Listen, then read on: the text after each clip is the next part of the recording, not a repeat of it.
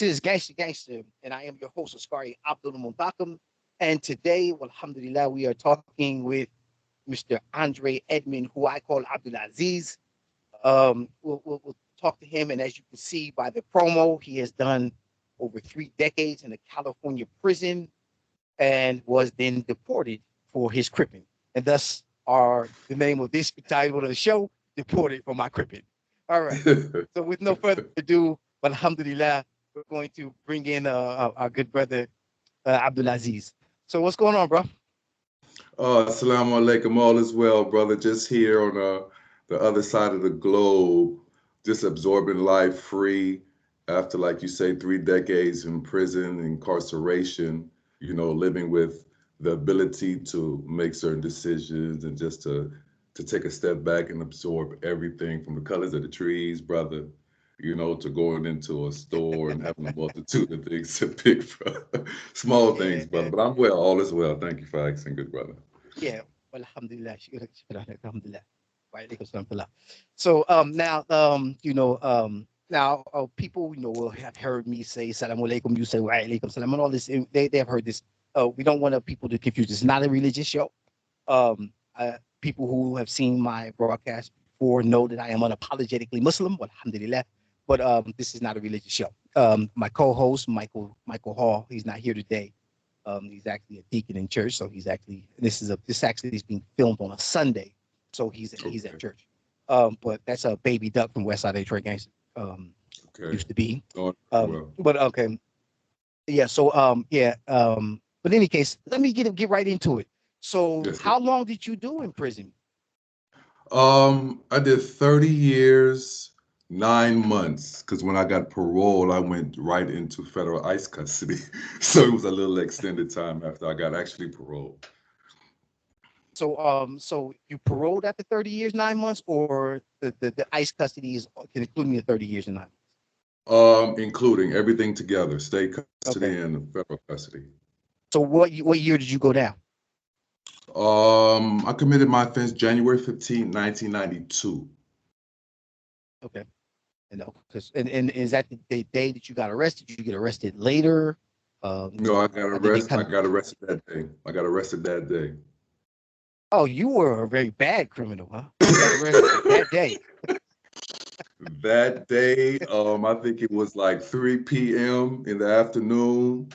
Yes, So they, sir. they didn't even have to Remember do no investigation to come get you. They like, oh yeah, we know who this is. Let's go get this cat. that? Because actually, I was on the run for 5 days, you know, Okay. and what actually brought me back to the house where the detectives were, I was talking to my mother, and she was crying and saying the detectives were here, and when they see me, they're gonna kill me and put me on the news, etc. So it was just the grief I heard in her voice made me come home, unbeknownst to me that they were waiting for me. So it was right then and there. So yeah, let's talk about that. Because there will be people who are listening to the podcast who will not Uh, be familiar with that tactic, right? But this was uh, a ubiquitous tactic that the police used to use in the 80s and 90s. Is that when they mm, wanted you, they would come to your mother's house uh, and tell your mother, if you don't turn yourself in, we're going to kill your son uh, when we find him. And uh, these were not idle threats because mothers and fathers and loved ones at that time would have known that LAPD meant what they said. That because they were, in that time, they were a murderous group of individuals when it came to yes, they had gang that members.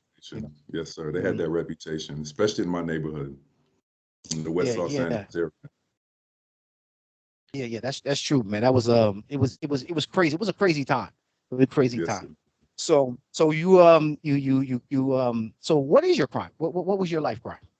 My life crime was murder-robbery, which meant that I killed an innocent man in the course of a robbery. So that's what I was charged with and convicted for. All right. So you were you by yourself? Were you with other people? How did that go? I don't need no names. I'm just saying, were you by yourself or were you with other people? What was going on? At the time of the crime, I was by myself when I went in the store, but I had one of my young homies standing across the street because initially we were at the laundromat hanging out, you know. So I was by myself in the store. Yeah. And then you go in, because that was my thing too, jacket, right? So you go in and now you draw down, you're trying to get what's going. Something obviously goes wrong unless you were just going in with the intent to kill. No, no. And yeah, and of course not. And that's one of the things that kind of people need to understand too. That in the state of California, if you commit a murder, you kill someone in the commission of a crime, they don't need you to have intended to do the murder initially to give you the Correct. first degree murder. Just doing Correct. the murder in the commission of a crime is enough to elevate it to first degree murder. So they say the intent, I guess, is already there The intent is once it already happens. there. Yes, sir. The crimes are because the maximum time that I was facing because of that offense was the death penalty originally. Right. And they Which is knew, I think after a while that the intent wasn't there, but because the way it happened, they say that they couldn't do anything about it. right. And that's one of the problems that the criminal justice system has had then, is that they disproportionately use death penalty against black and brown folk Mhm. in ways that were not. The death penalty was intended for the worst of society. Those individuals who committed, just heinous acts of violence and carrying on. And while murder is a heinous act in and of itself, True. it's not particularly heinous. Is no murder is more particularly heinous than another, except by the circumstances, you know by which somebody is murdered. So just shooting somebody is shooting somebody. And if you're going to give the death penalty to somebody for shooting someone, then you either give it to everybody or you don't give it to any, just for the shooting. But what they were doing in Los Angeles at that time was that they were putting a lot of cats on the shelf, what we call the shelf, the death row, um, putting cats on the shelf for gang murders, or murders that they were committing as because they were gang members, right? They were like, oh, you're a Correct. gang member and you commit a murder. If we can figure out how to attach a special circumstance to that murder, we will, and then put you on the shelf or And give you that's what life they without, did. which is what they did with most of the people. Yes, and that's what they did with me as well.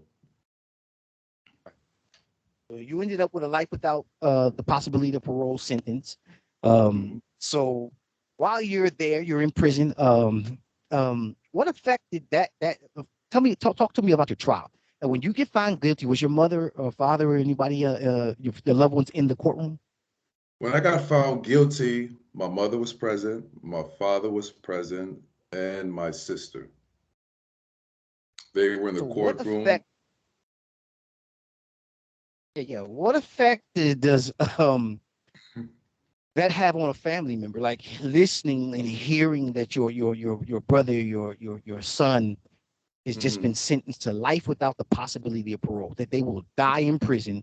That's what the Mhm. judge proclaimed from the bench. Yes. I remember hearing when the judge handed down the sentence and I turned to look at my mother where they were sitting, and it's just like the life left out of my mother. I could see it in her eyes. My father put his head down, and my sister, you could see her anger and her frustration, like how, while at the same time I'm like, okay, I hear you say life without the possibility of parole, but I didn't know actually what that meant. I just knew it was a long time, So but the tell us. effect. So that the listener can hear. How old were you when this happened, so that they can understand when you say I didn't really know what that meant? How old were you when you were sentenced to life without the possibility of parole? I was 20 years old when I got sentenced. 20 years old. And how is it that you didn't really understand or appreciate what life without the possibility of parole would mean? To the extent that their intent or the letter of the law meant that I was going to die in prison or not even have the possibility to go before like a parole board. I didn't know what a parole board was. Um, I had homies and family members that had been to prison 5 years, 7 years. But to hear that I received life in prison without the possibility of the parole, that didn't register. That didn't register at all. So I was numb myself, like, okay, I hear you. But to know that's what your intent was, I didn't know. I didn't understand. To X you out. Yeah, the intent is to X you out. Um, Yes. and and you know, I have mixed feelings about that, right?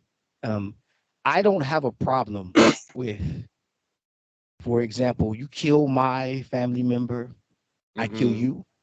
Mm-hmm. I don't see any difficulty with that. Uh-huh. Um, so I don't have a problem with somebody getting, you know, the ultimate punishment for killing someone. Uh-huh. I don't have a difficulty with that. My problem rests with the state doing it, Mm-hmm. and in, not just in general principle, but because the way we have traditionally misused criminal justice system here in the United States against people of color, I can't ever really trust that that people are getting a measure of justice when they get that kind of ultimate sentence, either death Mm-hmm. or life without the possibility of parole. So Correct. that's my objection to it. Not that I object to you kill somebody, you die in prison. I don't object to that per se. Mm-hmm. Um, Mm-hmm. I don't object to you kill somebody, they kill you. I don't object Mm-hmm. that to that per se. Mm-hmm. I have a large and unshakable objection to the United States of America being the people administering that justice because traditionally we have gotten it so wrong. Mm-hmm. And yet we hear, we see in the court and in God we trust and the scales of justice and certain things that might be said either by the attorney or the judge, you would expect some type of leniency, especially knowing that for myself, knowing that the crime was not intentional, and that was proven, but yet received the maximum amount. Because one thing I remember vividly was when the judge was sentencing me, the words and the descriptions that he used about me. And as I sat there listening, I'm like, is he speaking about me? Because he made me seem like I was the godfather, like I was the worstest human walking Right. and, so Right. yeah, it's kind of hard. It was hard at that He was what they call feeding the record, right? So time. he wanted to make sure that on appeal, Uh-huh. that there was some justification for the sentence that he handed down. So they feed the record Mhm. like that, and they say things, and and my judge did the same thing. They say these things, and you'd be like, okay, look, yeah, you're right. I'm kind of, I'm kind of like, out of pocket here, but damn, Uh-huh. for real, like for real. Yeah. When Yes, they yes. in California they have what those things, the factors in aggravation. So they're like, oh, let's read these factors in aggravation. There are no factors in mitigation, and the factors in aggravation are Everything is and then they just everything is read. aggravated. Everything Man, is you like aggravated. it sound like the Godfather. Like you honestly sound like you're a kingpin or something. Like you Chapo. Yeah. Like, hey, like Yeah. for real, I did that. But that's how they justify sentences when they hand them down. Um, that was that not being said. I mean, that being said, I tell people all the time that prison saved me, right? It honestly and truly saved me. Hmm. Um, the day that, or was it the day I got arrested? No, it was the day before I got arrested. Um, Uh-huh.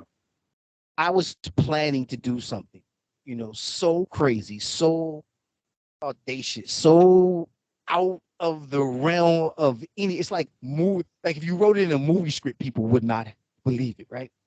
And Uh-huh. I was fully vested. Me, a couple of the homies, we was fully vested in this nonsense that we were about to do. And we talk about it now. We're all in our 50s now, but we talk about it now. Be like, man, if we had done that, we'd be dead, right? If we had tried, if we had, it's just, and by the grace and mercy of Allah subhanahu wa ta'ala, I went to prison, right? Like I got arrested, I got sat down, And so prison saved me, right? And I tell people all the Right. time that, like, Three Strikes was made for people like me. I don't necessarily agree. I actually don't agree with Three Strikes at all. Um, Uh-huh. if you were going to give it to someone, then you should have gave it to somebody like me. Um, Correct. because I was out there just acting a fool and doing things that was increasingly endangering, not just the lives of the victims that I created in through my criminality, but the society as a whole. I was just getting outrageous. Right. And one of the things that happens when you're outrageous, you're a little extra like that, is that you got homies who look up to you, and then you got homies who want to be emulating you, and they start gravitating towards you when you start engaging that kind of thing. So now you're spreading your evil. You're Right. not just doing it yourself. Now you got other people like you, and that's how I was. Always looked up to my big homies and always wanted to be them and be like them because I couldn't be them. I said, okay, well let me just try to emulate in whatever way I could. Um, Right. so that being said, prison would have had to have an effect on you. Uh-huh. And what would that effect have been? What did prison do or to or for you, or to and for you? Because it does something to us as well. I remember when I first got to prison, I didn't have a good picture of what to expect. I know when I got to the reception center, I was in a cell with one of my big homies that was responsible for starting the neighborhood. So the only advice I had going into prison or the expectation was um, you don't have to do what anybody says. If your life is on the line, your voice matters, so speak up. So that's the only thing I had to work with.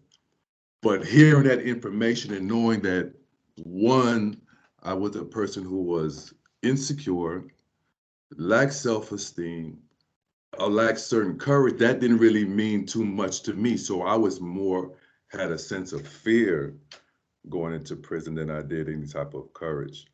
And to reinforce that, the first thing I seen when I hit the prison yard, which was Tehachapi, 1993, was a riot. So that didn't make anything worse. So I'm like, okay, where am I? So immediately that trepidation set in, you know what I mean? So the first thing that prison did for me was a shock. It was a total shock seeing nothing but men in different races, and this race over here and that race over there, and the gun tower and the guards. And so immediately it's a sensory shock. Like, wow. But at the same time, the first person that I was introduced to in Tehachapi was a good brother by the name of Geronimo Pratt, right? G So one Chaga, of the shout out to G Chaga. the Jaga all the time. Of course, before I was introduced to the homies, you know how the politics goes. But as far as the initial reception, he gave me some words of advice. He was like, "Look, young brother, you don't have no matter what time they gave you in court, you don't have to spend the rest of your life in prison. Get in that law library, etc. Find a loophole." He gave me something that countered that initial fear and that trepidation that I had. Just an inkling of hope. It was a seed, but at that time, it meant something. Yeah, yeah. So, When I met G Chaga, he uh, what happened was he was so small, right? He's because you read about everybody in the books, right? So you're like, yeah, oh, and then you see him, you're like, hey, you're a little dude, man. You're like a little guy. You're like, he was a, and he was a that's good dude, though. but I didn't even know. I hadn't realized that you were into Tehachapi in '93. I was in Tehachapi in '93. Both me and Michael, my co-host, we were Uh, both there in '93. I was on 4A, I believe. I was on yeah, I was on 4. Fort Yeah, B. he was on 4B. Okay, yeah. All right. Yeah, so No, that trans. I was on 4B. Huh? You were there. You were there with Slowpoke. Yeah. Yes, Maitre, Slowpoke, Gangster. Yeah. Yeah, Yeah. Yeah, he's out too. Yeah. Yeah. Yeah. who He's out. Slowpoke? Yeah. Slowpoke is out. Yeah. Praise be to Allah. Yeah. Alhamdulillah. Yes, Yeah. I talk to him just about every day. so then after a while, you meet the homies, those who you consider homies at the time. So I felt a little bit more relaxed, but the fear was there. But I just masked the fear with, okay, I got homies, and that gave me some type of feeling that everything was going to be okay, even though inside I didn't know it was going to be okay. So the effects go to you go to your housing unit. I went to my housing unit, went in the cell, and when I saw the cell, I'm like, wow. The back of the window, you see the mountains. So prison at that time, now I'm feeling withdrawn. Now I'm feeling lonely. Now I'm feeling like, wow, I'm really away. Because I've done things in the past where the consequences wasn't so grave. You go to juvenile hall, you come back out, you're with your families, you're back in the turf. But now I'm actually away. So that effect had, it was overbearing at times, sadness, loneliness, fear, uncertainty. But I had to keep all that tucked in because, as you well know, back in those times, the penitentiary was the penitentiary. It was violent. Couldn't show weakness. You couldn't do those things, you know. So that was the initial effect that prison had on me. Right. And so, yeah, and to actually be, I'll say this as anecdotally, right? So I get off the Uh-huh. bus, right? Uh-huh. Um, so they strip us naked in R&R, right? Uh-huh. And and that back then they had all corn-fed white boys up there, so they had like 3, 4 corn-fed white boys. They come Mm-hmm. out, Mm-hmm. they walk out with all like the gear on and everything. They're like, Uh-huh. "Welcome to CCI. Um, we are a hands-on prison. Meaning, if you don't Uh-huh. do what we tell you to do, we gonna put our hands on you." Right. Truth be told, truth and be and I'm told, truth be I'm told. young, I'm young, and I'm like, yeah, whatever, blah blah blah blah. I'm like, that kind of I had that kind of like thought process there. Uh-huh. But I did actually catch a staff assault there because Mm-hmm. they were true to that. Like they like called me in the office one day, wanted with the hoorah and all this, and I'm like, yeah, well, let's get it in, and they beat me half to death, man. They literally beat the mess out of me. Literally, like came out. Uh, yeah, I'll never forget. Yeah, no, those dudes they were brutal there. Those cops were brutal. That was a weird place. But that notwithstanding, okay, so yeah, you're into HP. Uh-huh. Um, you're coming in and you're talking about now that one of the effects that prison has for you on you is fear. That you're Right. actually afraid. And this is your first time in the pen, yeah? Yes. Okay. So yeah, that does another thing, because I remember like it was the gun tower thing, right? I Uh-huh. remember when I walked into a reception center, right? I walked Uh-huh. in, I believe it was Wasco, Uh-huh. 91.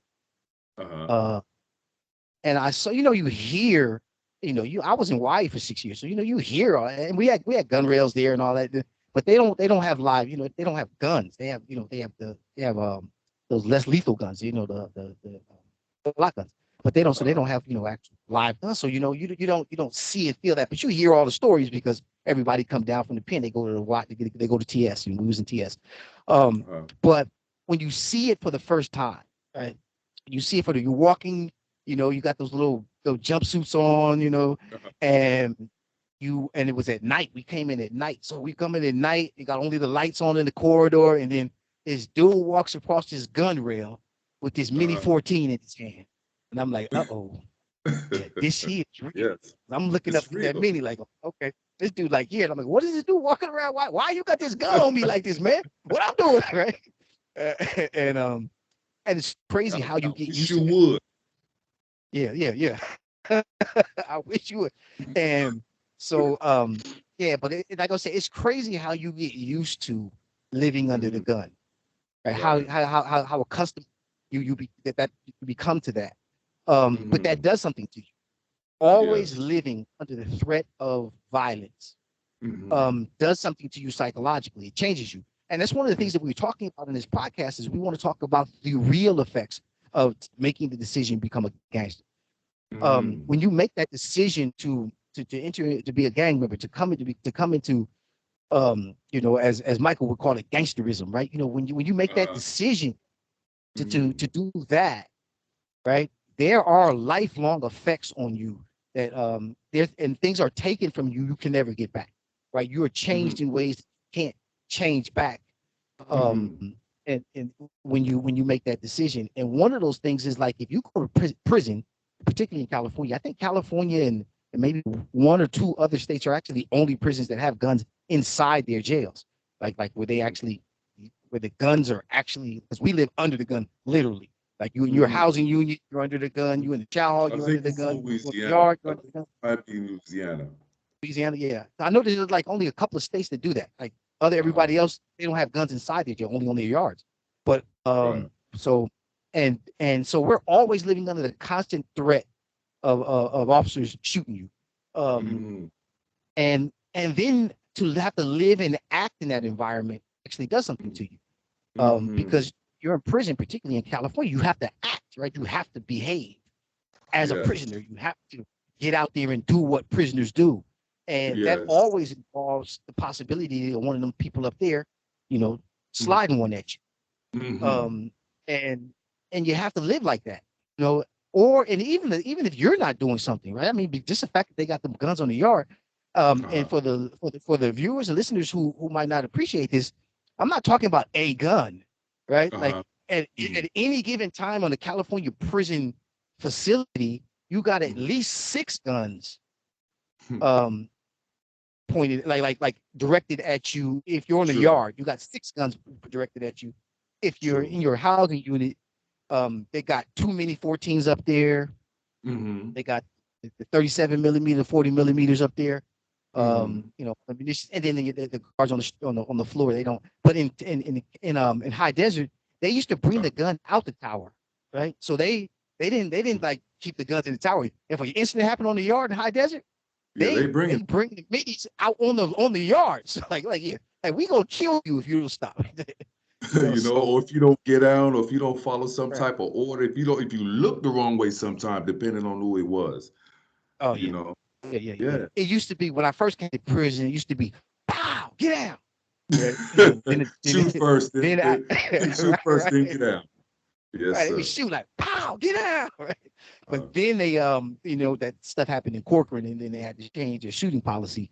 So then they mm, they they stopped, shooting first, and then, and I have to be a perfect honest, like that shooting policy changed it over time. Um, changed the dynamic of prison as well.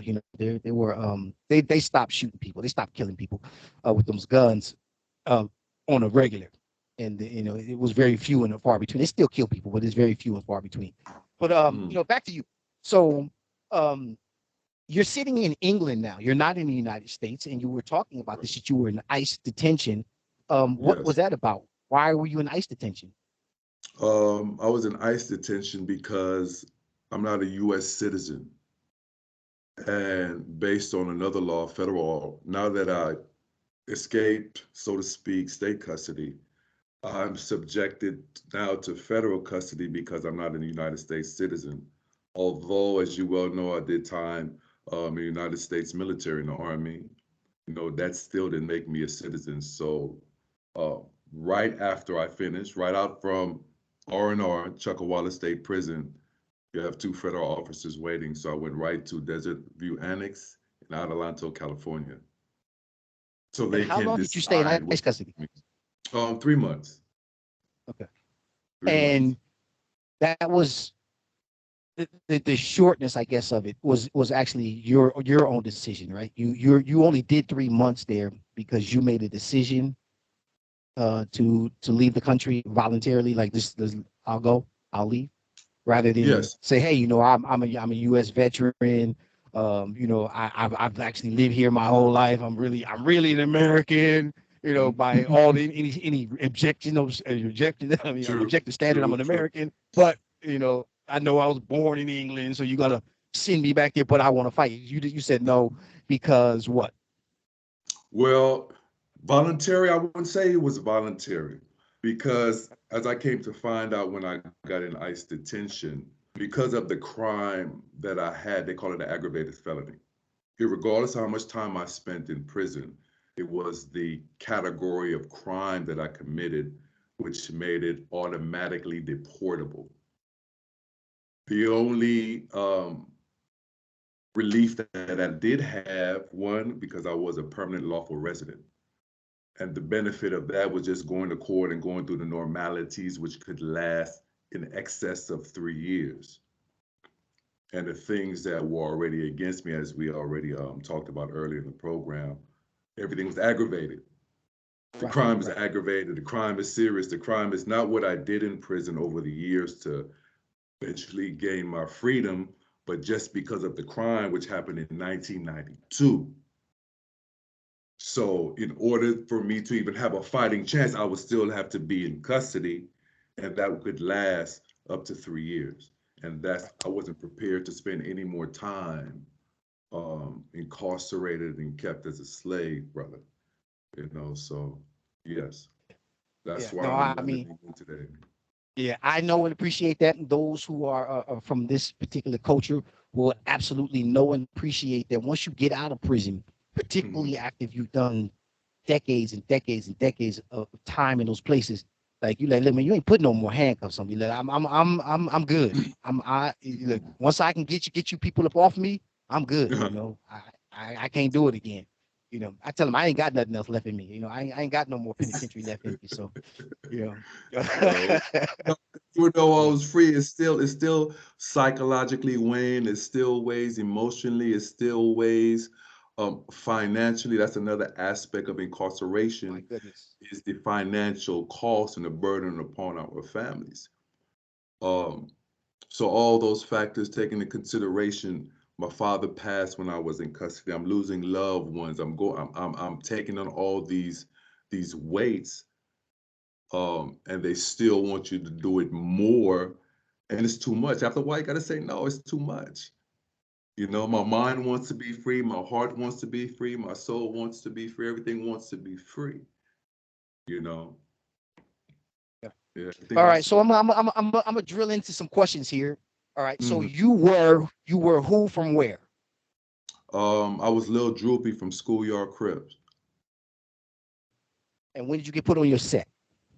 Um, I got put on my set in 1984. Okay. And so in '84, talk to me Mhm. about, well, not necessarily '84, but maybe even before then. What happened or caused you to gravitate toward that particular lifestyle in your neighborhood? At that time in my neighborhood, I moved in my neighborhood approximately 1982, 1983, 1984. I was a youngin', still going to Catholic school, St. Paul's. And it's one thing that my parents made me do, be in the house when the street lights come on. you Right, know, right, I'm in a household, no brothers, one sibling, a sister, 1 year older. But I want to go outside. I want to hang out. I want to meet friends. I want to associate. I just want to do what I couldn't do, have fun. Or what I thought was fun. And the only people that I visually seen were youngsters my age and slightly older outside my window having fun, riding mini bikes up and down the street, laughing, giggling. And I'm like, I want to play. I want to be outside with them, you know? So for me, it wasn't like I had to go down the street or around the corner or get on the bus to see it. I just open my window, go on the balcony and look outside. And so that was the initial pull, initially, you know, being able to go outside and ride a go-kart or ride a beach cruiser, or not so much become a gang member, but it was a place that I seen and people that I seen were like me doing things that I wanted to do. That was the right. initial pull. Okay. And they were out there doing the things that you wanted to do, you weren't allowed to do. And Correct. what and unfortunately, one of the other things that they were doing when they weren't in the eyes of the parents were the street stuff, right? They were out there Right. doing their thing, and then they were banging, they was from schoolyard, and they was doing their thing, right? Right. Which I So came to so find how out a little later in life. right, right. So how do you become Little Drew? I became Lil Drew because one of my partners named Kevin Flakes, we became real close. Because before my name was Sleepy, you know. Actually, I I wanted wonder why. to. Hey, what's so cool? What's ironic, good brother, is I gave myself that name. Because I'm Okay. looking on the wall, I'm making associations because even in the school I'm going to, You have people that saying cuz. I'm seeing SYC on their peachy folder. I'm seeing SYC on the walls, spray painted around the neighborhood. So I'm making those associations. I want to be from that right there. Right, right, So right. I assumed the role like, yeah, I'm whoopty whoop. Little young, I'm young. I'm hiding from my mama though. Everybody. Yeah, you'll want to be at this time. Yeah. Exactly. So I met Kevin Flakes, I would say around 1987, and me and him became good friends after a while. And he was Big Droopy. He's Big Droopy, you know. So eventually we started dressing alike. We started hanging around all the time, going to the same schools. I met his parents. So I wanted to be just like him, but a little him. So I got the name Lil Droopy. That's how that came about. Right, right. That's where it Okay. started. Yeah. And And Lil Droopy had to make a name for himself. right, right, right. That's another thing, boy, that happens when we in that lifestyle is that um when you're in the shadow of other people and you're trying to Uh-huh. get out of that shadow, the only way to distinguish yourself on the streets is just to be extra, right? Because Mm-hmm. particularly if your namesake was somebody, right? Then Uh-huh. the only way to distinguish yourself is to be extra.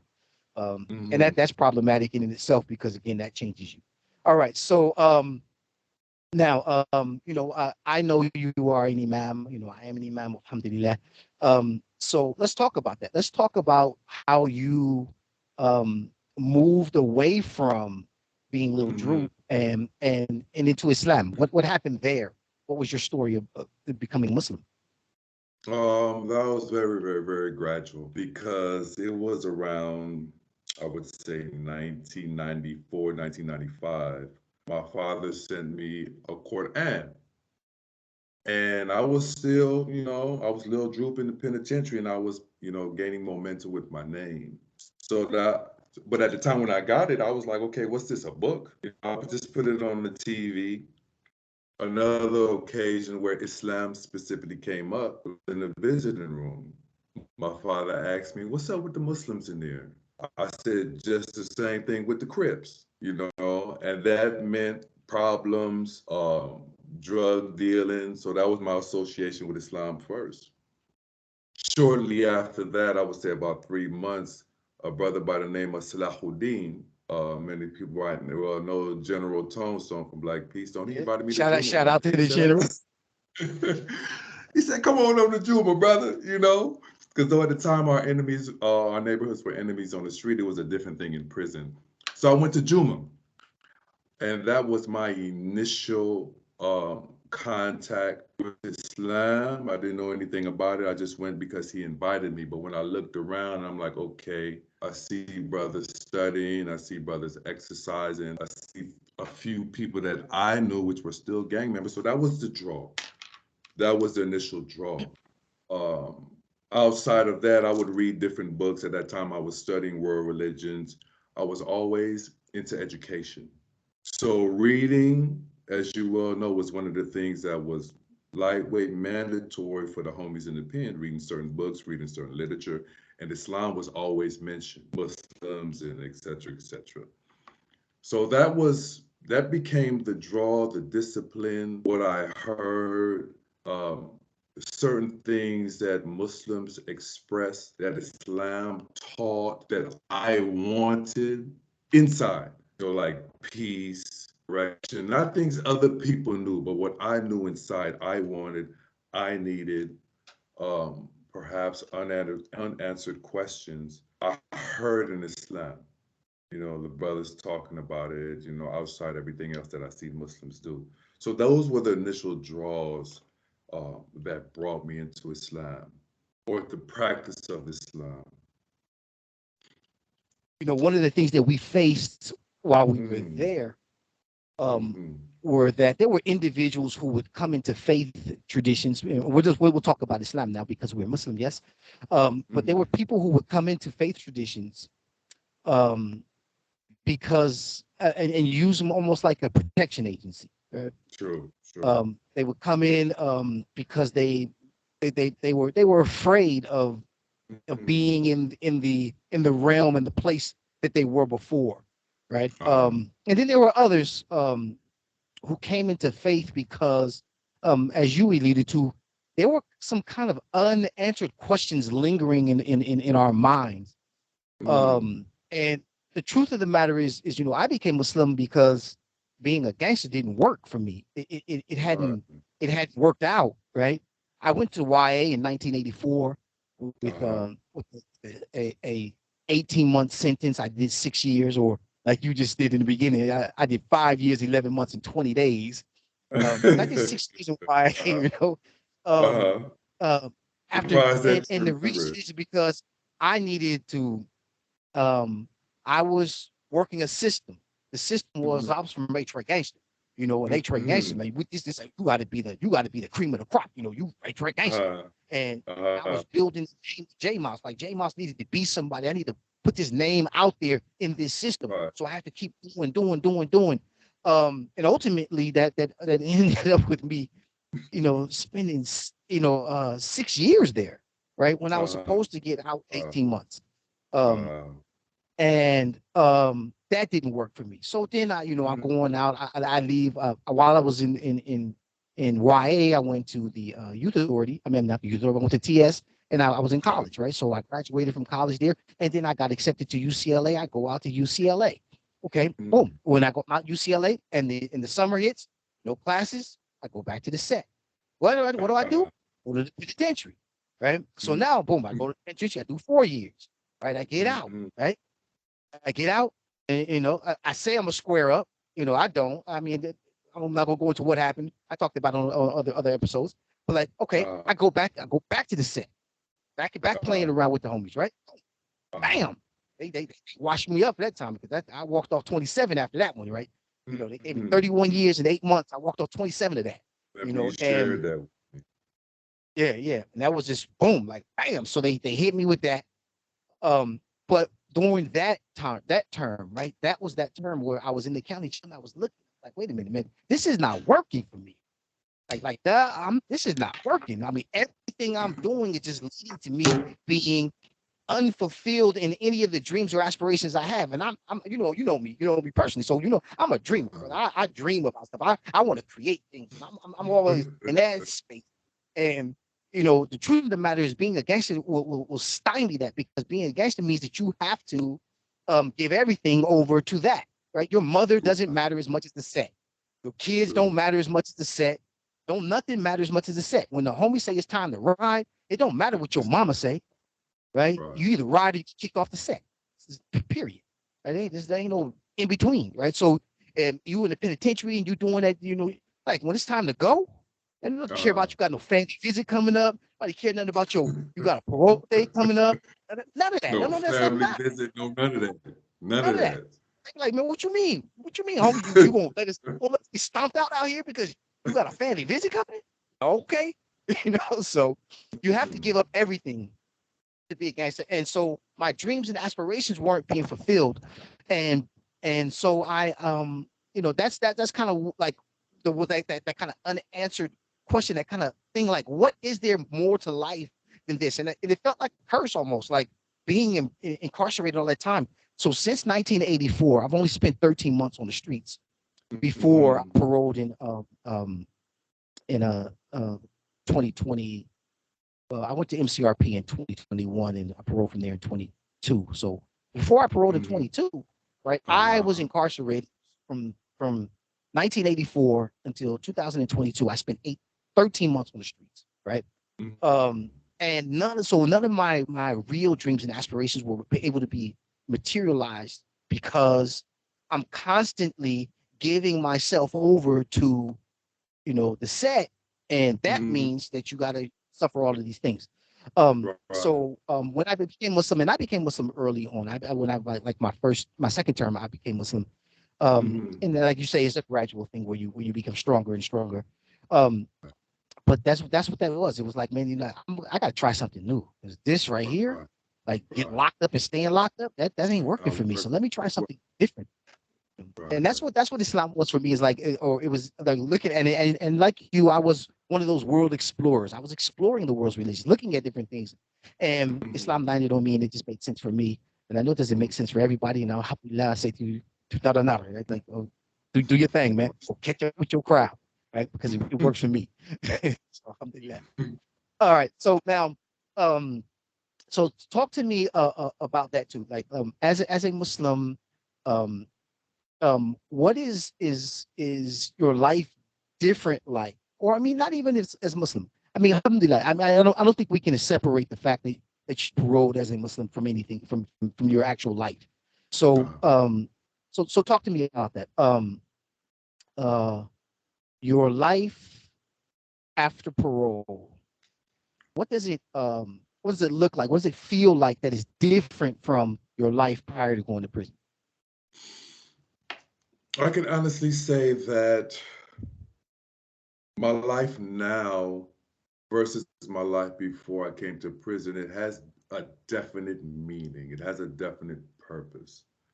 Um, Prior to coming to prison, life didn't have a purpose. People didn't have a purpose. They didn't have a value. They were a means to an end, or they didn't even come in the cycle of thought or consideration or care. Um, Prior to going to prison, things like goals and discipline and patience and um, just knowing how to work hard and be obedient and be humble. I didn't have that. I didn't possess it. I didn't know how to nurture it. I didn't know the benefits of it as it pertains to myself, family, relationships, even just commitment to sports, anything. But today, as a Muslim, everything has a purpose. Everybody has a meaning. Uh, Everybody has a role. Life itself.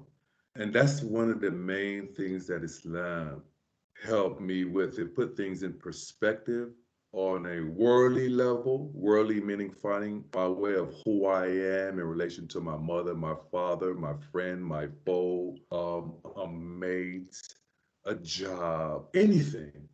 But to now everything it has a connection per se. Meaning, if I'm not doing good, my neighbor's not doing good. If my neighbor isn't doing good, they're not doing good. But I know that can start with me by my actions, uh, how I treat them, things that I might say, things I might do or not do. Islam today has given me that quality of thinking and consideration, the ability to make commitments, the ability to rely on something or someone bigger than myself, and to have that awareness that, okay, my life means something. Everything that I do means something, and I'm created to contribute to that thing. And as I say, thing is not a general thing to where, okay, we're I'm relying upon hope or coincidence. No, not that thing. Specific things like a relationship, a specific career, how I carry myself, meaning my character, who I am. Am I mild-mannered? Am I modest? Am I respectful? Um, Today, that's how Islam and how I see it now as I sit here in London talking to you now. Islam has really, really given me just a sense of being and a sense of purpose. And that's monumental beyond words, even. You know, it made me change my whole belief system, the way I filter my emotions, even though I still fluctuate with them at times, struggle with them at times. But Islam has given me a pathway or a roadmap in how to deal with them so I can be the best in making sure I contribute to something or to someone. And that's one of the main things that's different with me today, 30 years later, you know, with the benefit of Islam as a spiritual practice, practical practice, and things like that. So it's an awesome difference, brother. You know, Yeah. even just Okay. appreciating small things. You know, Alhamdulillah. I'm not worried about having a bunch of money, just being able to walk down the street and get on the bus and help somebody, off the train or give somebody some food that I know is hungry. These things I didn't care about prior to going to prison. You know, you don't think like without disciplined mentally, spiritually. I could care less about the next man. And I believe I know now, that's one of the reasons why it was so easy for me to go into a store without consideration. Okay, what can happen? Can a man lose his life? Would his family suffer? You know, I have that consideration in what my mother would feel, or what my neighbors would feel, or what other people who see me would feel. I was just a shell of a person, but Islam gave me substance, you know, so that's the major difference today. Well, alhamdulillah, alhamdulillah. So let me ask you this. So, because in full disclosure, that Abdul-Aziz and I know each other well. So we have a history. So uh,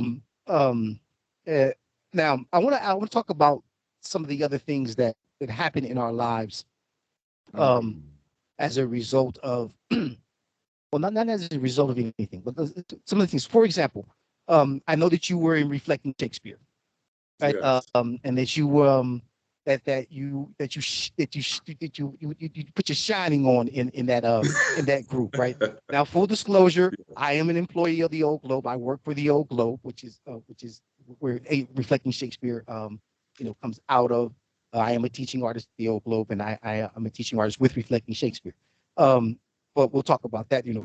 That Reflecting Shakespeare had a fundamental effect on changing my Mm, worldview even mhm, further, right? So I had mhm, Islam, but my worldview was changed, right? And then I mhm. went into Reflecting Shakespeare, and my worldview was Uh-huh, changed again. Um, uh-huh. and I'm curious to ask you whether or not that is true of you. Did Reflecting Shakespeare change you a second time, or did it have any an impact on you utilizing those plays and that being in that room with those men and doing that work? What effect did that have on you? Yes. Um, it made me use my creativity. It made me step into somebody else's role confidently. Something I probably couldn't do before, and see life through somebody else's eyes and understand it through their perspective, and to actually become it. You know, that's one sphere, but just being able to do it with a group of guys, you know, in a cooperative environment, different backgrounds. It allowed me to let down some of the guards that I have, exposed some vulnerabilities that I did have, and just to be open. And having Reflecting Shakespeare as a platform, um, it empowered me. You know, it gave me an ability to speak, to laugh, to learn, you know, to do something that was constructive, and even to relive something that somebody years and years and years and years before me. So it all was almost a humbling opportunity at the same time, you know. It also gave me ability to help others where they struggled, you know, and to give them the tools or the vision or the confidence even, you know, to do it because, you know, as you know, sometimes we have to play the role of a woman, you know, Right. and that could become quite uncomfortable for people. But just the platform itself, it made it okay, Right. because once you know yourself, brother, you don't have to pretend to be something that you're not, or afraid of another title, so to speak. So Reflecting Shakespeare had that effect on me, man. Just that opportunity then to do it for the yard, then our families. It was just a wholesome experience altogether, you know, because one thing that Reflecting Shakespeare did emphasize, Erica and James, was you don't have to say what they say. Just understand the feeling and the meaning, and give it to the audience how you understand it. You Right. know, so it also provoked me to think, to use my mind, to come up with this different alternatives of sharing and listening, and but still being me. And at the end, it came up to be a beautiful masterpiece, you know what I mean? Not a duplicate, because we made it our own. And Right. these things last long. They have an effect because it's rehabilitative. Yeah. I call it You magic, know, and we okay. don't believe in magic in Islam, but I call it magic. I talk about, Yeah. and I don't mean it in that sense, but that's the word that I use. Uh-huh. Because and until you talk today, I actually hadn't reflected on this particular point. That's what it did. I didn't really get it Uh-huh. until you said something today. What it did was it actually changed your perception of sympathy and empathy. Right? That's Mm-hmm. when I talk to Eric and James again, I want to talk about that because that's what Uh-huh. happens. I think that's what actually happens in the room, that we actually by making use of these characters change Mm-hmm. the way that we empathize and sympathize with other people. We start to be able to see Mm-hmm. humanity for humanity. Start to see people in a different way. I thank you for that because I actually hadn't thought about that until you were talking Right. just now. But I think that reflecting Shakespeare for me is so um, you know uh, it's so connected to my Islamic experience, right? Uh-huh. It I see Islam in reflecting Shakespeare. There's all of the things Mm-hmm. I can fully bring Islam into that. I can bring Mm-hmm. so because you're everything that we are as Muslim, right? All of the things that Allah subhanahu wa ta'ala requires of us as Muslim requires Mm-hmm. us to, make us better human beings, Right. right? And for me, that's what reflecting Shakespeare is all about. It actually, and I don't know, I can't to this day, I can't define or explain exactly how it does that, but I have Uh-huh. not found very many people who have not been better human beings after experiencing Mm-hmm. that program. Mm-hmm. Because I think because they're they suffer from some type of ignorance of who Shakespeare was, or and it doesn't just have to be Shakespeare, it could be something historical that we can connect to, so the person can connect to it. But how reflecting Shakespeare was presented is the automatic connection. Find yourself in someone else, project that same thing or something of you, so that's one of the like you say, the transformative properties of performing, because I remember they used to say it's not a play, you know just deliver it, just stand and deliver it. You don't have to become anybody else, be yourself. Right. And just like you say, it's congruent or equal with Islam. I see something in Islam about it because it's carrying on a message. What was the message in Romeo and Juliet, or the meeting with the friar in Romeo? What was the message? The same thing Islam. What is the message? How can somebody else who's a hearer relate to the message? And just like you say, we see that in Islam or any other spiritual practice. What is the message? Who is the person giving the message? You know, so that was one of the fulfilling experiences that I came away with, like in Shakespeare, and I miss I it. do agree. Yeah. I Well, miss it. we'll have to figure out a way to get you on it because we do actually Inshallah. still do it. We still do it. We do it over Zoom with, and it still has that really. It's not as transformative as inside when we're there live, but it's still amazing. So we'll have to figure out how to get you on there. All right. So Inshallah. we're coming up on an hour here, so we're going to end this here podcast, this particular broadcast. I'm sorry. But it was a pleasure talking to you. We actually want you to come back to Gangsta-Gangsta and talk to us some more Okay. when we get an opportunity, particularly when I have Michael with me to be Sure. able to talk because there's a lot of stuff that we didn't cover. And Sure. I'm new to this. I'm new to this particular platform, new to this doing this. So I'll get better over time, inshallah. Most And definitely. as I do get better, I guess we'll be able to kind of nail down on questions and different things. But I think this was productive. I thoroughly enjoyed the conversation. Um, Likewise. it's always a pleasure to sit with you, brother. Alhamdulillah. And Likewise, brother. I look forward, inshallah ta'ala, one day we'll be able to do it again in person. Maybe I'll fly over to England. Who knows? Hey, Because we brother, didn't one thing even I say, talk about you. We didn't even talk about you not being able to come back to the United States under threat of 25 years in prison. We didn't talk about none of that. Abdullah, just make sure you bring some warm clothes because the weather here is pretty chill. Oh, hey, look Yeah, there. Yeah, chill. I might have to rethink that England thing, though. No, No, no, no, mashallah. all Yeah. is well. All right. So, alhamdulillah, I really appreciate you coming on. And you know, so like I said, we want to have you back on the has. This has been Gangsta-Gangsta. I am your host, Scary Abdul Mutatim, and we'll see you next time. Bye bye.